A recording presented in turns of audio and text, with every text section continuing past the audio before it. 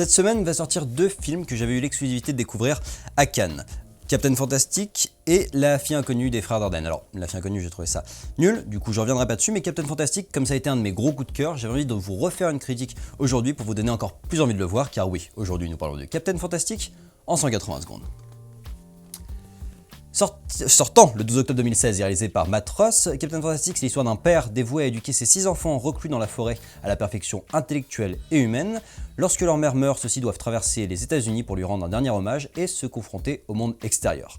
C'est un film que j'ai trouvé vraiment très réussi, drôle, touchant, intelligent. Ça a vraiment été mon gros coup de cœur de Cannes. Il était en compétition à un certain regard, il l'a pas gagné, mais il l'aurait mérité pour moi. Déjà, le film fonctionne bien parce qu'on a une situation initiale très intéressante.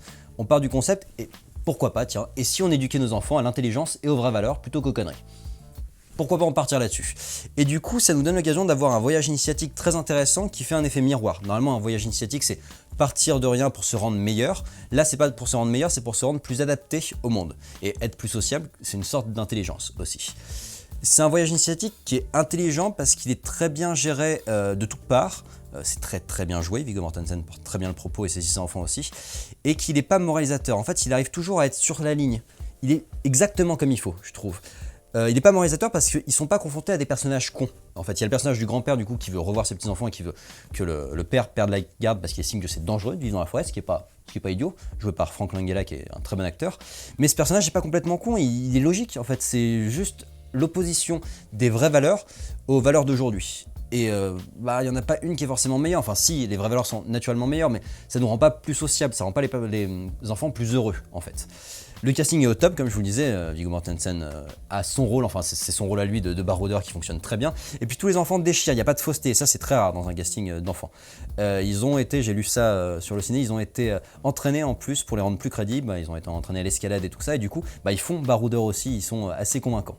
La réalisation est simple mais efficace, en fait on tombe vraiment sur un film indépendant, propre, avec des paysages et des situations enchanteresses, et vraiment, en fait c'est touchant parce que c'est vrai.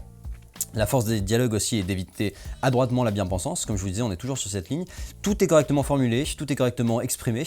Ça s'intéresse à ce que les enfants pourraient avoir d'inadapté dans un monde qui est inapte en fait en lui-même. Il y a des bons moments de rigolade en plus, et puis des bons moments d'émotion. Ça parle politique, ça parle sociologie, ça parle mortalité, mais avec une finesse et un bon goût qui fait passer le tout facilement en fait.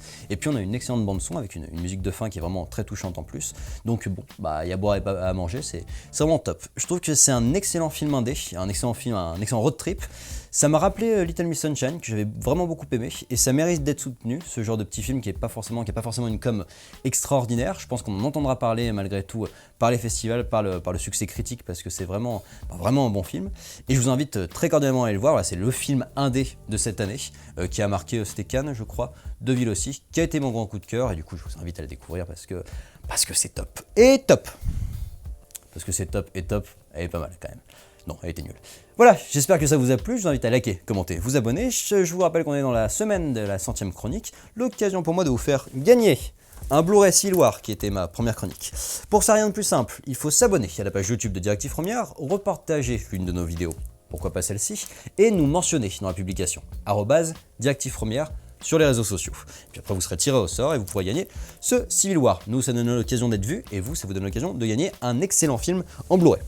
Je vous invite à liker, commenter, vous abonner, et je vous donne rendez-vous sur la page YouTube de Directive Première pour d'autres critiques ciné en 180 secondes.